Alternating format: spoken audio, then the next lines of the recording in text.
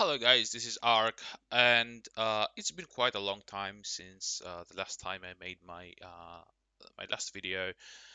Um, I've been kind of under the weather. My coughing kept going on, and I couldn't really talk a lot. And then Worlds happened. Gen G knocked out. I was kind of disappointed. Um, and yeah, didn't really have any meaningful to say, so to speak, for all this time. But regardless, today's the news dropped for Gen.G, announcing their roster for 2024, which alongside every other major team in the LCK, right now completes all of the top five teams, so to speak. So we're gonna discuss Worlds. We're gonna discuss, what's gonna happen in the LCK next year. So first of all, let's start with the World Championship, of course, um, because it was quite a lot to take in. And where is it? So 2023 season World Championship. So here we go. Uh, so pretty much Swiss stage went kind of as you expected. There was a lot of chaos. A lot of fun matchups, regional wars, and all that. Some teams were lucky, some teams were unlucky. Overall, I would say that the highlight for the unlucky teams is KT. They basically drew all but JDG, all of the Chinese teams apart from JDG, and also got to play Damwon twice. They beat Damwon twice. They also beat Weibo Gaming, and they lost to BLG and LNG. But 3 wins, they made it to the quarterfinals. At the same time, teams that were lucky in the Swiss stage are NRG, T1, and Weibo Gaming, of course. Uh, you know, for Weibo, you will see that they beat three Western teams, two European and NRG, North American team. To qualify, they lost to Damwon and Katie Rolster. So their advancement to the quarterfinals was quite like, they beat three easy teams, they lost against two stronger teams. So not really deserved, so to speak, compared to somebody like KT, for example, or LNG, right? T1 kind of a similar story, not as much as Weibo, of course.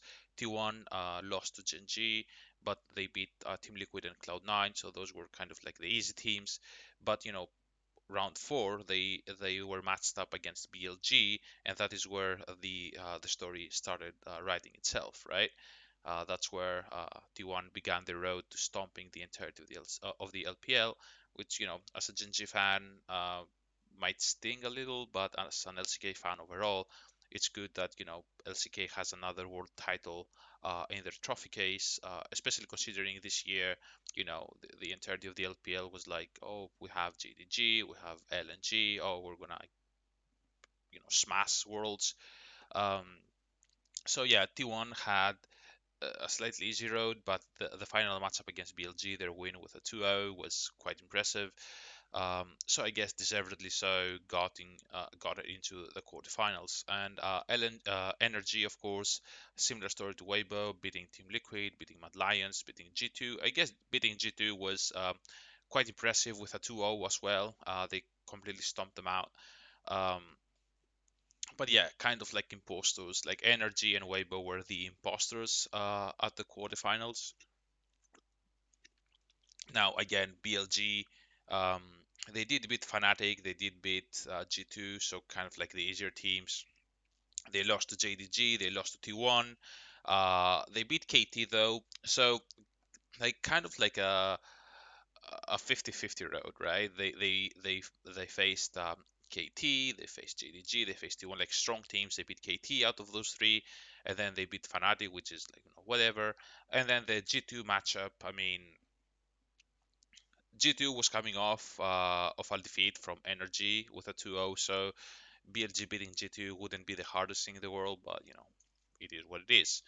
Um, everybody expected Gen.G and JDG to advance to the quarterfinals, and if they didn't meet each other, you would expect they will go with a 3-0, and that's what happened. Um, So in the quarterfinals, it was is where the spiciness started to happen.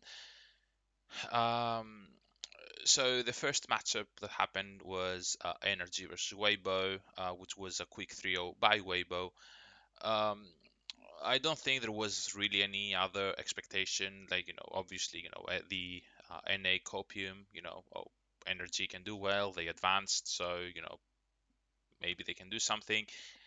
They were matched against the easiest team of the eight, or the remaining seven, and they still got 3 out, which is quite the same.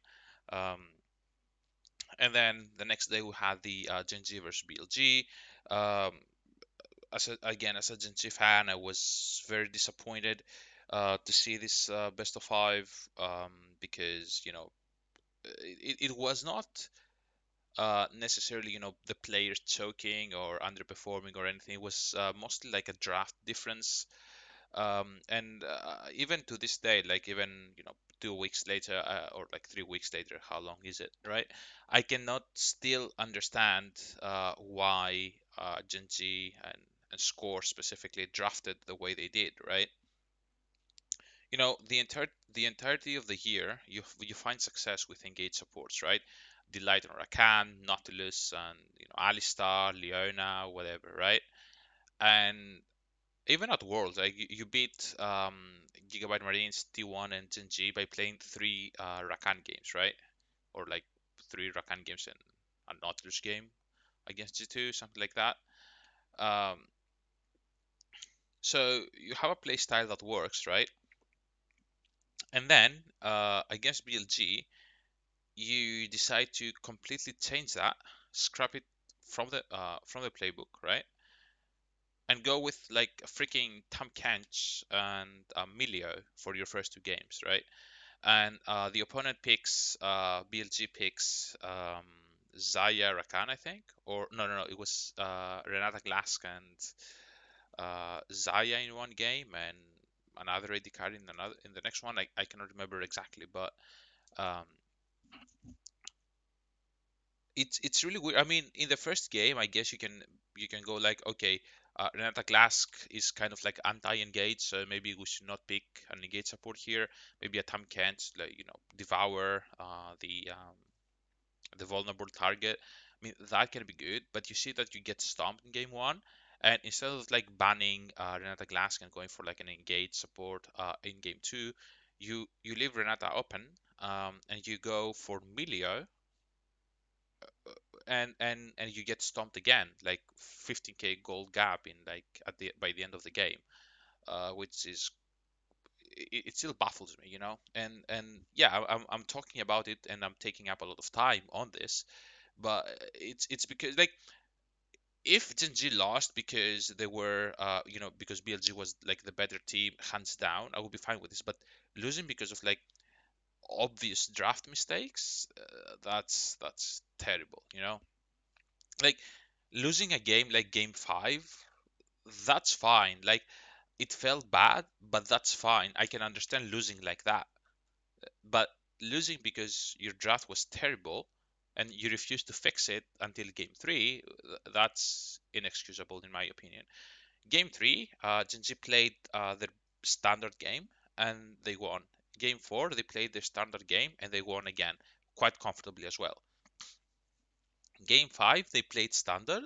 They were winning until Peanut got caught and, you know, BLG got the upper hand and they closed out the game slowly but surely, right? Um, of course, at Game 5, backs against the wall, no room for error by either team. Gen.G goes for the error and they pay for it. And that's why Gen.G lost. So I wouldn't say it was choking by any player. I mean, Peanut was kind of underwhelming and maybe Doran a bit, but overall, I think Gen.G, the players did well. I think Gen.G, uh, I still think Gen.G was like the best team at Worlds, and if they didn't fumble the draft in games 1 and 2, I still think they will beat JDG.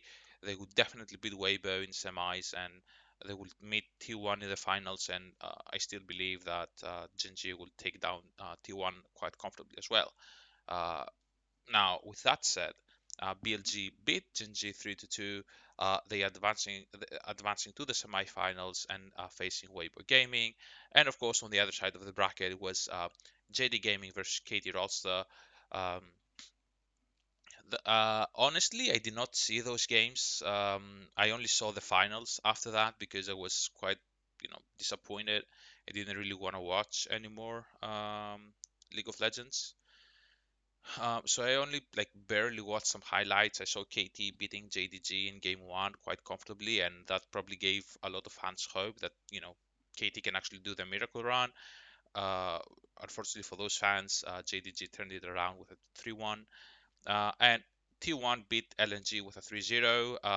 I saw an interview afterwards from Warner, I think, that Tarzan had like a completely off day, and T1 were able to like easily 3-0 them.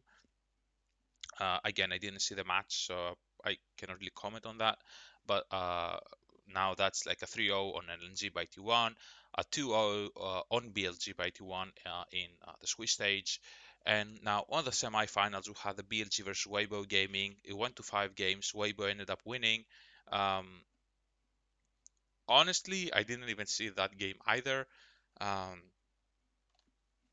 I'm not sure in which way Weibo managed to win, with what form BLG and Weibo had to generate such a result.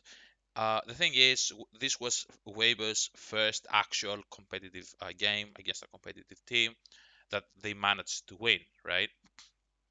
Because all this time they faced, they beat NRG once here and in quarterfinals as well, Mad Lions and Fnatic, right? So their only actual like impressive win was against BLG and was at the game five. So Weibo advancing to the semifinals is kind of a fluke in my eyes. Like no disrespect to the players, but it is that's what it is in my eyes. It's kind of a fluke, right? And T1 beating JDG 3-1. Again, I didn't watch this game either. I honestly thought JDG would beat T1, but at the same time, it's T1 versus the LPL. Uh, at the Worlds, can you really bet against them? You know, um, T1 beats JDG, continues the storyline of T1 versus LPL. Um, and then T1, I watched the finals, T1 versus Weibo. I knew that T1 would win. I never in a slightest chance would think that Weibo would ever win the World Championship from T1, especially with the momentum and all that. And I gotta say, I expected a 3-0 as well, but the way it happened, it felt like it was freaking T1 versus Freddy Brion or something, right? It was a pants down, so to speak, victory. Like Weibo never showed up. Weibo never ever even challenged them. Never even like put in any doubt to any you know player or like fan watching that they ever had any chance. Not to like win the championship, but to even take a single game from T1. And because of that, T1 is the world champions for 2023 for the fourth time in their history. Faker against breaks his own record by going for the fourth world title, solidifying himself as the greatest player of all time. Uh, you know, if you doubt that he's the greatest player of all time, there is something seriously wrong with you. Like as a Genji fan and like as a Chovy fan, I'm not ashamed to admit that. Like because there is a difference between being the greatest player, like the most accomplished and all that, and being the best player, like the most mechanically talented and whatnot. Um, T1 is the most successful organization in League of Legends history. Faker is the greatest player of all time. You cannot deny that. But I'm still a Genji fan, of course. I still support the team. I still support Chovy. And with all that said, we can move to the preseason now with all the players and all the rosters changing. And this is extremely exciting because most of the um, most of the players' contracts were expiring. In fact, T1's all of T1's players except Faker and I think except Faker, right? maybe Warner as well. I'm not sure, but Zeus, Gmayus, and Kyrie's contracts were expiring. So people thought that, you know what, this might be the last time we see them together. Even the players themselves said that.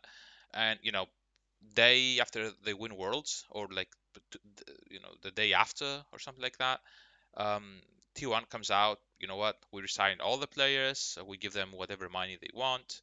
Um, Personally, I like that. I like when players are rewarded. You know, T1 just won Worlds. It's only reasonable that you know, the players get rewarded with like good contracts, stay in the same team, same environment, try to go for it again, try to work it out in the LCK that they have been coming second for you know, three straight splits now. I really like this by T1. I enjoy that our roster is staying together. And another thing that I like is that they actually have stayed together for like 3 years now, right? Three to almost going into a fourth year. Um, I like this because in esports specifically, you do not really see players staying together for such a long time. Like you see players maybe staying a year or maybe a year or two, or maybe there's like a flagship player in its team. You know, like Soulmaker for Damwon, or like T1 has Faker, for example. Um, you know, G2 has Caps. You know, Bjergsen was on TSM for some time. Like you have those players that stay in a team for like for quite a long time, but you never really see um, all five players stay. You know, not even just like two or three of them, right? You know, Damwon had Soulmaker and Canyon, right, for a long time, but that was pretty much it, right? Uh, T1 staying together for like 3 years and going into a fourth year now. That's quite impressive, and I quite like that, and I would really like to see more of that thing happen. You know, I would like to see rosters stay together for 2 years, 3 years, because it's easy to try and replace the things that didn't work at the end of the year. Um, but at the same time, if you keep the same players for multiple years, it helps build synergy. It helps with a lot of stuff, right?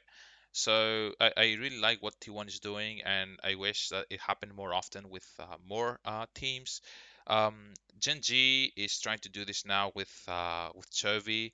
Um, we will get to that later. After T1 announced the renewal of the entirety of the roster, bringing Koma back again as well, which is big for T1 fans. Um, Hanwha Life actually went out and snatched Doran, Peanut, and Delight. They got Delight day one after his contract with Genji ended, and a couple days later they got Doran and Peanut as well. Um, I think getting Delight specifically is probably the biggest move in the LCK of the entirety of the preseason. I think Delight was by far the MVP of last year. Um, I mean, unless you count Worlds, right? In the LCK, I think Delight was the MVP. Not rookie because he's not a rookie, but um, let's say breakout star, right? He was a breakout player last year, as in 2023, right? And I think he was the best support in the LCK, probably in the world as well. And any team that would be, quick enough to snatch the light would be getting the best player probably in the LCK, at least in the support role, right? So Hanwha Life supposedly has a lot of money, so they, as soon as his contract, the Light's contract ended with Genji, um, then I guess Hanwha Life contacted him, take all the money you want, uh, just come to us, and that was a big get from Hanwha Life. And on top of that, they also got Doran and Peanut, so you already have a mini Gen G forming in Hanwha Life. And first impressions for Hanwha Life, as much as I can get without actually watching them play, is that this roster looks very, very strong, right? Um, You got Doran, Peanut, and Delight, which seem to be working really well in Gen G in 2023, right? And then instead of having Chovy and Pace, you have Zeka and Viper. Um, Viper finally gets a good support because Life is. I like Life. I think Life is quite underrated and gets a lot of flack for no real reason, but Delight is definitely an upgrade. And I'm really excited to see what Hanwha Life gets to do this year. Hanwha Life has always went for has always gone for getting the star players from every year. Like when they came in like 2020, they bought Viper and Lehans because they were like the hot names coming off from Griffin. And then in 2021 they got Chovy and Deft. Um, which again were like the big names, specifically Chovy. And then 2022 they kind of toned it down a little, didn't spend a lot. But 2023, you know what? Oh, Kingen got the Finals MVP, let's get him. Oh, Zeka was Worlds MVP, oh, let's get him. And then oh, Viper is free, oh, let's get Viper. And they got all these names, but honestly, I never saw Hanwha Life being very, very good. Because, Klid as a jungler is and Life as a support is also you know. So even though they got the big names, the ones that made the biggest bang at Worlds, the roster never clicked, right? And with Grizzly coming in and filling in for Klid, didn't really change a lot. But this year, I think this year, getting Doran, Peanut, and Delight alongside Zeka and Viper, I think this is the roster that Hanwha Life will finally have success with. And when I mean have success with, I mean they they, they probably will not win the LCK because T1 and Gen Z exist, but this is finally a roster where you can say that, oh, this roster is actually a cohesive unit, because Kingen, for how well he did in 2022 finals, I do not think he's on the level of Doran. Peanut is an upgrade for pretty much any Grizzly or Clade or any other jungler, and pretty much he's like the top three junglers in the world, I think, in my opinion. Delight is an upgrade from Life. So these are all players that have actually proven they are very, very good at their roles. Doran, Peanut, and Delight have played with each other for like 1 year now, and Doran and Peanut for like 2 and 3 years, etc. Um, so I think this Hanwha Life roster is finally the one that will give us the best impression of Hanwha Life in its entirety history, actually. So yeah, I think this is a great roster for Hanwha Life, and I'm really excited to see what they do. I expect them to be really, really fighting, unlike last year that they were, a fourth place team. They would beat everybody below them, but they would struggle against every other team above them. Um, with that said, we're moving on to D plus Kia. The biggest thing from D plus or Damwon or whatever you want to call them is that Canyon left. Canyon left Damwon after being with the team for like 5 years, right? It's breaking up Canyon and Soulmaker is like a big thing. I'm not sure how to like what to compare this with. Uh, but yeah, it's a big hit. Like if you are a casual watcher of the LCK and at Worlds, you always hear, oh, Canyon with Soulmaker in the same sentence, right? Oh, Canyon is the greatest jungler of all time. Oh, and Soulmaker is the greatest mid, right? Or the best, or whatever. Or Canyon and Soulmaker did this, right? Their names are synonymous with Damwon, and now Canyon decided not to re-sign with Damwon, which again is a big hit for Damwon and its fans, and a massive change in the LCK. At the same time, Soulmaker signed with the team until 2026. So I think Soulmaker for Damwon is seemingly looking to be something like T1 with Faker, G2 with Caps, right? He's their marquee player. He's the one that Damwon makes the most content with, videos, interviews, everything, right? So it's very, very smart for Damwon to keep Someka. Um, Now, in place of Canyon, Damwon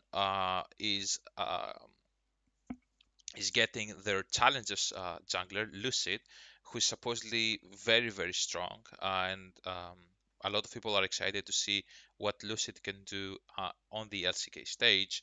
I'm personally excited as well. I think it's kind of like a Pace sort of thing, a very good player in challengers, and excited to see what he can do on the LCK. Pace comes in, takes the LCK by storm, really great player, and I think Lucid would be a similar thing. Um, Now also Kana and Deft left Damwon and to be replaced by Kingen and Aiming. I think Kingen is a big upgrade from Kana. I think Kana is a good player overall, but very inconsistent at times. And I think Kingen is much more versatile and much more solid in the top lane. So I think that's an upgrade. Aiming over Deft. Even though depth I think is overall better, I think aiming has some things in his playstyle that I think make him more valuable to Damwon's roster than depth. More chaos, because Damwon is more like a chaotic team with Soulmaker and all that. I think aiming is more of that style. Um, So I think this might be an upgrade over Deft. I'm not sure. Bible is now just a streamer. So the roster for D plus Kia for 2024 will be Kingen, Lucid, Soulmaker, Aiming, and Kellen, with Zephyr on their support or their head coach, um, which I think is also a big get because a lot of Damwon success was with Zephyr as a head coach. Um, and moving on to Katie Rolster, they lost Kin, they lost Lehans, they also lost Cuz and Aiming, but they got Piosik from Team Liquid. They also got Deft, and they also kept BDD. So they have Piosik, BDD, and Deft so far, and they're looking for a top laner and a support. Um, Now, I think Cuz is a better jungler than Piosik, but at the same time, I think if Piosik becomes more consistent at Worlds this year, he saw that he's a very good player, right? And we always knew that Piosik is a very good mechanical player. He's a bit up and down sometimes, so if he can find his form and um, be consistent, I think Piosik is an upgrade from Kaz. Depth over aiming, again, it's the same debate as we did in Damwon, so I'm not really going to go into that. A lot of those things will materialize once the SCK starts and you see how each player interacts with each other and within the team. Um, Now for top laners, for KT and for support as well, um, I'm not sure what's the situation is there. Rascal is still with the RX. Beryl is open. Beryl left DRX, and you would expect that he might go to D plus or he might go to Genji, but he's still a free agent. Um, he might go to KT alongside Deft again, alongside Piosik again. Kind of reforming the DRX 2022 lineup. For top lane, um, I'm not sure. I'm not sure what happens with the top lane situation. Kana is open, so maybe you get some sort of like trade between Damwon and KT. Um, I'm really not sure how to feel about KT's roster because last year, 2023, KT's roster was good. I'm not gonna lie, it was good, but it was not like top tier. It was not like number one, right? It was not like Gen G level. It was not T1 level. Um, and I'm not sure how this new 2024 KT roster will be. So I'm really curious to see how it turns out. And now moving on to my favorite one, Genji. Um, so Genji only kept pace. They lost everybody else. like their contracts expire, even their coaching stuff. But today it was announced that Genji re-signed Chovy, which I think is one of the highlights for me. I still consider Chovy to be the most critical piece in this Genji lineup. He's the one that, like, Peanut might be the jungler that gives that calls the shots and moves around the map. But Chovy having control of the mid lane and roaming with his Ahri, for example, and his versatile playstyle, I think, is the biggest W for Genji. So re-signing Chovy, who I consider to be the best player in the world, is a massive get. And the other massive get for me is Canyon. Canyon, it was obvious for Canyon that he needed a break from Damwon. He needed to like revitalize himself, get himself in a new environment, get a fresh start, so to speak. Try to find his old self, right? And to me, I still consider Canyon to be the best jungler in the world, no matter what, no matter how maybe um, he has fallen down a little bit because he's not in the front of the line, right? But I think when Canyon is on, there's nobody that can match him, and because of that, I'm really excited to see in what in my eyes are the best jungler and the best mid laner in the world on the same team. I wanted to say this for a very long time now, like since 2020 or something. It finally happens. It happens in Genji.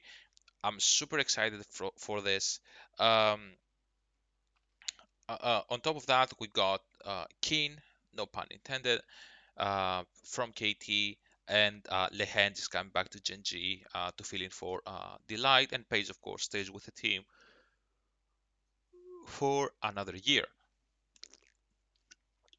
Now, I think Keen is a downgrade for Doran, and Lehend is a downgrade from Delight. Um, I see a lot of hate or like flaming towards Genji and the new roster that they are chokers and whatnot, and you can say whatever you want, but this team has won three back-to-back LCK titles, and they're coming for the fourth, which will be a record. And you can say that, oh, only worlds matter and LCK doesn't matter. That's just, in my opinion, that's just bullshit. The LCK is the second most prestigious tournament you can win besides worlds. It's not MSI, it's not the LPL, it's not LEC or whatnot. It's worlds, LCK, then MSI, then LPL, then LEC. In my opinion, that's the hierarchy of the important titles. So when people say, "Oh, the LCK doesn't matter," you know what? If you were T1 fan and T1 was winning the LCK, you would say that, "Oh, T1 won the LCK. Oh, well, that's insane. That's great." But now that it's NG that wins, suddenly the LCK doesn't matter, right? No, it matters, and you can say what you want. You can say that it doesn't, but it does. And Genji is now on a three back-to-back LCK winning streak, right? And they're coming for the fourth, and uh, despite T1's Worlds victory, which was impressive, and I'm not gonna lie, I gave T1 credit for that. I still think with this roster, Gen.G are still the favorites to win Worlds, to win the LCK. I still think they are the best team in the world. I still think they were the best team at Worlds, despite their drafting situation versus BLG. I still think they will be the best team in the LCK in 2024. Um, People have this weird idea that the Chovy and Canyon will never work together because both are like selfish players and whatnot. Um, Honestly, I still do not understand how those people can be taken seriously. And sorry if you're watching this video and you are one of those people, sorry to break it to you, but you're living in 2020. Um, Chovy is not a selfish player anymore. He does a lot more for his team that he gets credit for. He does a lot more for his team that other mid laners do for their teams. And in fact, I specifically remember in summer playoffs in the LCK, there was a stat for you know something like roaming for mid laners. Chovy was number one, followed by BDD, followed by whatever other player, and Faker was like number eight or something. Um, like Chovy had the most, team assisting stats, KDA, kill participation at 14, whatever, um, at 14, right? He had the highest one uh, out of all mid laners. So, um, uh, you know, keeping on saying that, Chov is like a farming simulator type of thing. This is just a dumb opinion. Like you can have opinions, but that's just a dumb one. Like that's a 2020 idea of Chovy. If you keep thinking that he has the same play style like he did in 2020, that he's just a farm simulator and a selfish player that doesn't help his team, you clearly either are a hater and will never give Chovy credit, or you just do not watch Gen G games at all. Because if you watch Gen G games, you will see that Chovy is actually more active on the map than pretty much any other mid laner in the LCK. And that's a fact. Like if you watch the games, that is what happens. The only other who would match him last year was BDD. There was no one else close to Chovy's level um, in terms of like supporting his team. And even the picks that he got, like Ari, like Jace getting Prio, and setting up, even playing Azir, he didn't ult with Azir to try and use it as a peeling tool for like pace, right? Like all these things, if you think that Chovy is a selfish player still and only goes for like CSing or whatnot, no offense, but you are dumb. That's just my opinion. Um, I can have this opinion because I actually watch games. I actually watch every single Genji game, and I know what I'm talking about. Now, if you think that what I'm talking about is not right, like my basis is wrong or whatever, that's fine. We can discuss this if you want, but unless you watch Genji games, uh, you cannot have any opinion on what happens, right? At least I've watched the game, so I can form an opinion on that, right? Regardless, I think Chovy and Canyon, the player by player, I think Canyon is a better player than Peanut, Keen is a better player than Doran, and Lehens is a worse player than Delight. So I think player by player individually, Gen G is better this year individually. The thing is, what happens when you put them all in a team, right? And that's where you can have some doubt because Gen Z in 2023 was the best team in the LCK, and they were a well-oiled machine, right? There's no question about that. Everybody knew their role they had to play, and they did it perfectly. You knew that Doran was not the hyper carry. You knew that you wanted Doran to be a rock in the top lane, neutralize better opponents, and he did that to perfection. You knew Peanut was not like a hypercar, like Lissy Nidalee type of player anymore. He's more of a facilitator, running around the map. You knew Delight is an engaged support player. Uh, like you knew everybody had their identity in Gen G, and they all did it so well. Paige as a rookie did fantastically, and I think he was the best performing AD carry in the LCK, even though Gumayusi, who I was not giving him enough credit. I think Gumayusi in the later half of the year did really, really well.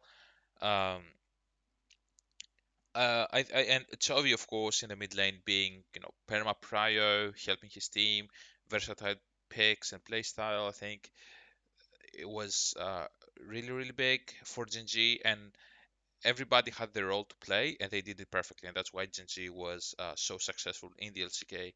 Um, with this new roster, I think obviously uh, there's a new balance in power. I think Chovy will still play the same role as he did in 2023. You know, perma prio in lane, winning lane all the time. But how does Canyon's play style differ from Peanuts, right? Because Peanut is more of like a supportive. I'm gonna get my lanes ahead. I'm gonna secure objectives. I'm gonna get vision.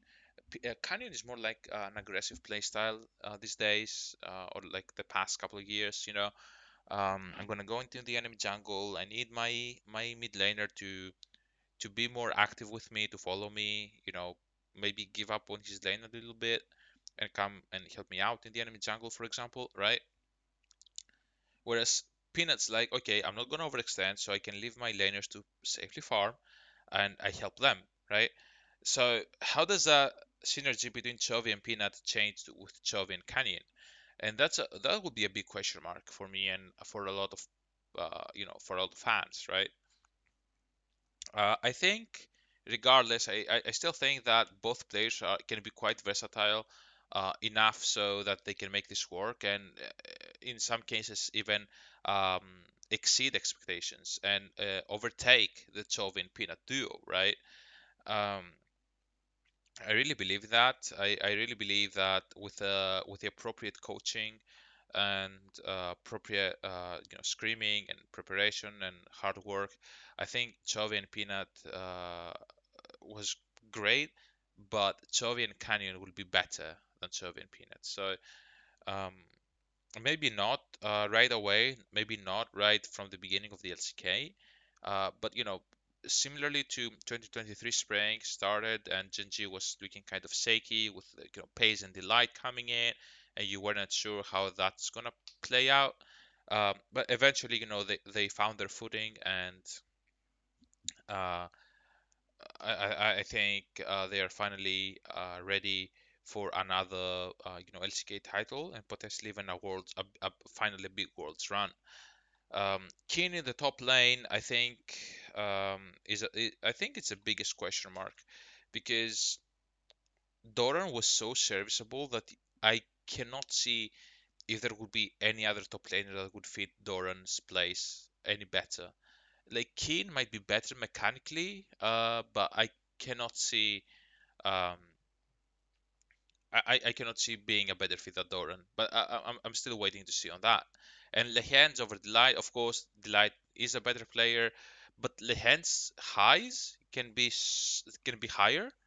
But he can be a very emotional player, and he might run it down a bit sometimes.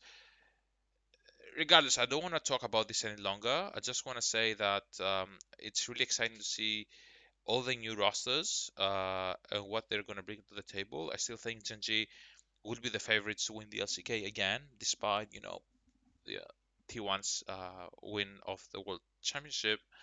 And yeah, I cannot wait for the LCK to start. For the other rosters like Condon Freaks, Noxim, Live Sandbox, um, those teams will be the punching bags, unfortunately, again for one more year. I cannot see how DRX or Sandbox or Brion have any chance of ever doing anything noteworthy um, in the LCK again this year. Again, there will be punching bags for the top teams. Uh, I'm a bit disappointed to see that. I'd like for the LCK to be like more competitive and not have this like top five and bottom five type of deal. But it is what it is, right? Regardless, I think that's all I wanted to talk about this time around. I'm really excited for the LCK to start. For other regions, I don't really follow other regions. I don't really care about other regions because personally, I do not think other regions matter. There were talks about Scout and Viper maybe coming back to the LCK, or some other players as well. Maybe but it wasn't Rookie maybe coming back to the LCK. I'm not sure, but it would be fun to see if any of that happens. But as of right now, I feel like I feel quite confident with where the LCK is heading towards 2024. And the only question mark left for me is Beryl, and where is Beryl going to end up, or even if he's going to even compete in 2024. I think Beryl should be a centerpiece in the LCK. He should be on a good team, performing well, because his 2023 form was not what Beryl is, and I really want to see him on a good team. I expected Beryl to side with Gen G actually. Um, I would like that better over Lehens, I think. But then again, Beryl can be up and down. I mean, kind of like Lehens, but yeah, whatever. So yeah, this is the discussion I wanted to have. These are my thoughts I'd like to share. So yeah, thanks for watching. I hope you can like this video and subscribe on it, and you know might help me with future videos. But until then, take care.